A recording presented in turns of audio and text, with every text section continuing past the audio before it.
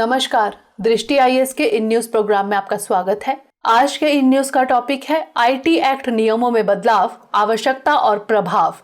आज का यह टॉपिक जीएस पेपर 3 के विज्ञान और प्रौद्योगिकी खंड से जुड़ा हुआ है। तो देख लेते हैं डायमेंशंस जिन पे हम आज की चर्चा करेंगे।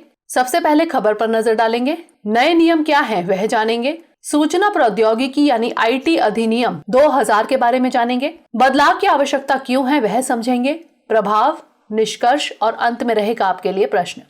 तो चलिए सबसे पहले खबर पर नजर डालते हैं।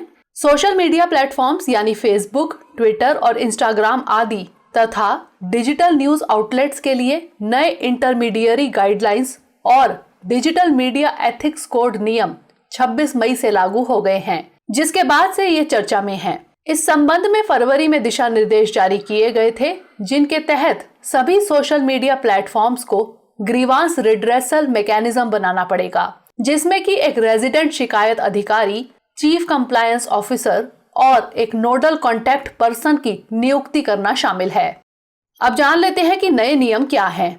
इलेक्ट्रॉनिक्स और सूचना प्रौद्योगिकी मंत्रालय द्वारा भी इन प्लेटफॉर्म्स को उपयोगकर्ताओं से प्राप्त शिकायतों और की गई कार्रवाई पर मासिक रिपोर्ट प्रस्तुत करने के लिए कहा गया था।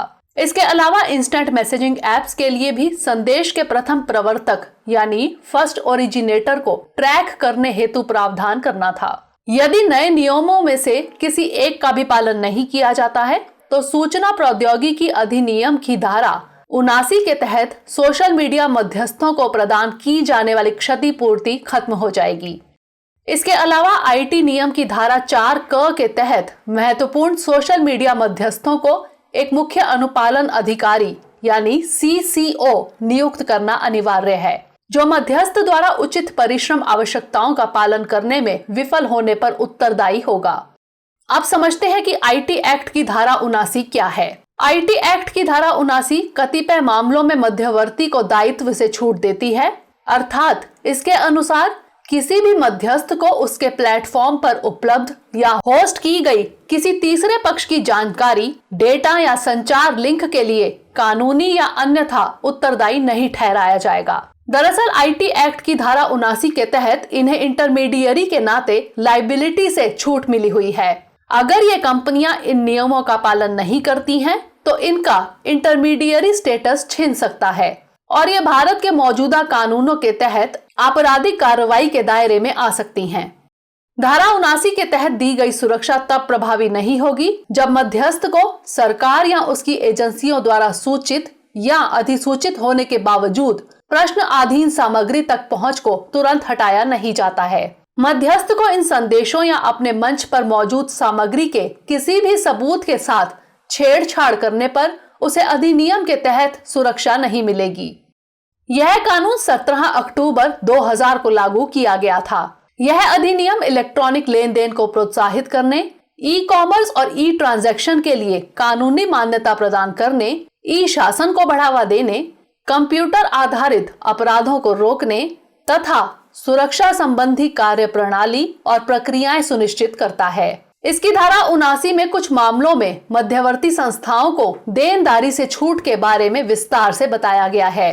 साथ ही 79(2)(c) के मुताबिक मध्यवर्ती संस्थाओं को अपने कर्तव्यों का पालन करते हुए उच्च तत्परता बरतनी चाहिए तथा केंद्र सरकार द्वारा प्रस्तावित अन्य दिशा निर्देशों का भी पालन करना चाहिए। इसमें अधिसूचित नियम सुनिश्चित करते हैं कि उनके मंच का इस्तेमाल आतंकवाद, उग्रवाद, हिंसा तथा अपराध के लिए नहीं किया जाता है। अधिनियम की धारा 67 किसी भी अश्लील सामग्री के इलेक्ट्रॉनिक रूप में प्रकाशन या पारेषण यानी ट्रांसमिशन को प्रतिबंधित करती है। जान लेते हैं कि इसमें बदलाव की आवश्यकता क्यों है।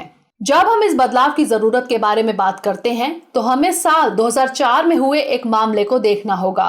साल 2004 में आईआईटी के एक छात्र ने bazi.com साइट पर एक अश्लील वीडियो क्लिप डाली। इस मामले में छात्र के साथ वेबसाइट के सीईओ और मैनेजर को भी गिरफ्तार किया गया था। साल 2005 में दिल्ली हाई कोर्ट ने कहा कि इस मामले में वेबसाइट के खिलाफ अश्लील प्रकृति के वीडियो को लिस्ट करने का मामला बनता है।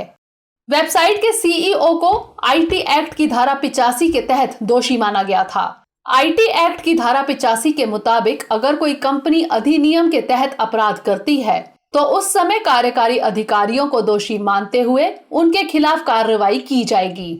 इस निर्णय को साल 2012 में सुप्रीम कोर्ट ने पलटा और माना कि इस मामले में वेबसाइट के अधिकारियों को दोषी नहीं माना जा सकता, क्योंकि वेबसाइट के अधिकारी प्रत्यक्ष तौर पर इस कृत्य में शामिल नहीं थे। सुप्रीम कोर्ट के इस निर्णय के मद्देनजर अधिनियम में धारा 79 को जोड़ा गया। जान लेते हैं इसके प्रभाव के बारे में। इसके प्रभाव के बारे में बात करें तो सोशल मीडिया इंटरमीडियरीज बिना किसी व्यवधान के काम करते रहेंगे। लोग बिना किसी व्यवधान के कंटेंट पोस्ट और शेयर कर सकेंगे।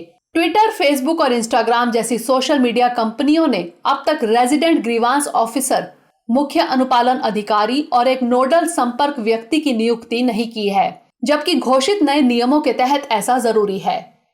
भारत द्वारा प्रस्तावित उपायों में से कोई भी कंपनियों के सामान्य कामकाज को किसी भी तरह से प्रभावित नहीं करेगा और आम उपयोगकर्ताओं के लिए कोई प्रभाव नहीं पड़ेगा।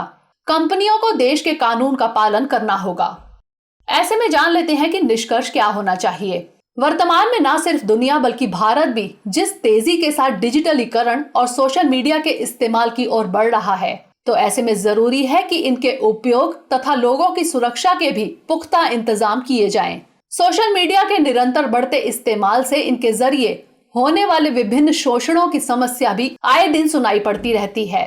ऐसे में पीड़ित को यह नहीं पता कि वह किससे शिकायत करे और कहां उनकी समस्या का समाधान होगा। इसे देखते हुए नए नियमों के तहत इन कंपनियों द्वारा भारत में कंप्लायंस तथा नोडल अधिकारियों की नियुक्ति करने का प्रावधान एक सकारात्मक कदम कहा जा सकता है। इसके अलावा शिकायत समाधान, आपत्तिजनक कंटेंट की निगरानी, कंप्लायंस रिपोर्ट और आपत्तिजनक सामग्री को हटाना आदि नियम है।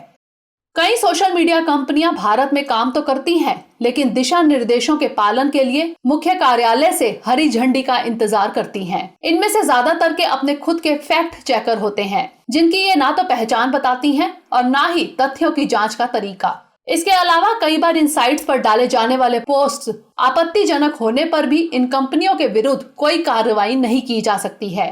किंतु अब अगर कोई ट्वीट, फेसबुक पोस्ट या इंस्टाग्राम पर पोस्ट स्थानीय कानूनों का उल्लंघन करता है, तो कानून प्रवर्तन एजेंसी द्वारा सामग्री साझा करने वाले व्यक्ति के साथ साथ कंपनी के अधिकारियों के खिलाफ भी कार्रवाई करने का अधिकार होगा।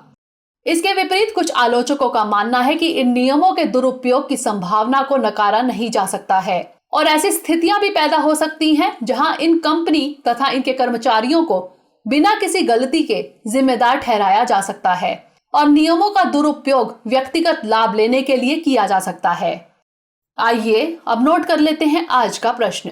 भारत में आईटी नियमों में हालिया बदलाव, इसकी आवश्यकता और प्रभाव पर चर्चा कीजिए। तो ये था हमारा आज का सेशन। अगले सेशन में किसी नए टॉपिक के साथ मिलेंगे। तब तक के लिए पढ़ते रहिए एंड स्टे मोटिवेटेड।